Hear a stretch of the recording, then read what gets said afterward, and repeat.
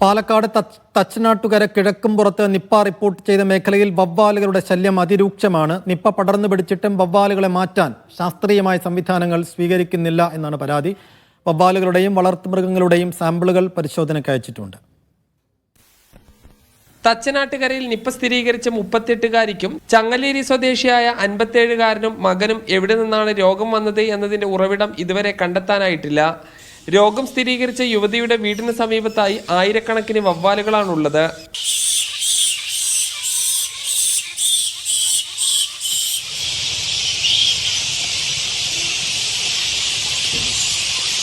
വവ്വാലുകളുടെ വിഷയത്തിൽ ശാശ്വത പരിഹാരം ഉണ്ടാകുന്നില്ലെന്നാണ് പരാതി. ക്വാറന്റൈനിൽ കഴിഞ്ഞുകൊണ്ട് വന്നിരുന്ന കുടുംബങ്ങൾക്ക് പോലും അവരുടെ വീടുകളിൽ ചെന്ന് താമസിക്കാൻ പറ്റാത്ത രൂപത്തിൽ 10,000-കണക്കിന് വവ്വാലുകൾ യഥേഷ്ടം അവിടെ വസിച്ചു വരികയാണ്. വവ്വാലുകൾ നശിപ്പിക്കുന്നതിനാവശ്യമായ ഒരു ഇടപെടലുകളും തന്നെ നടത്താൻ സാധ്യമായിട്ടില്ല.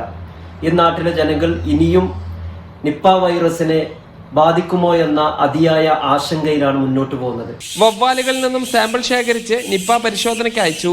കൂടാതെ പ്രദേശത്തെ വീടുകളിലെ വളർത്തുമൃഗങ്ങളുടെ സ്രവ സാമ്പിളുകളും പരിശോധനയ്ക്ക് അയച്ചു.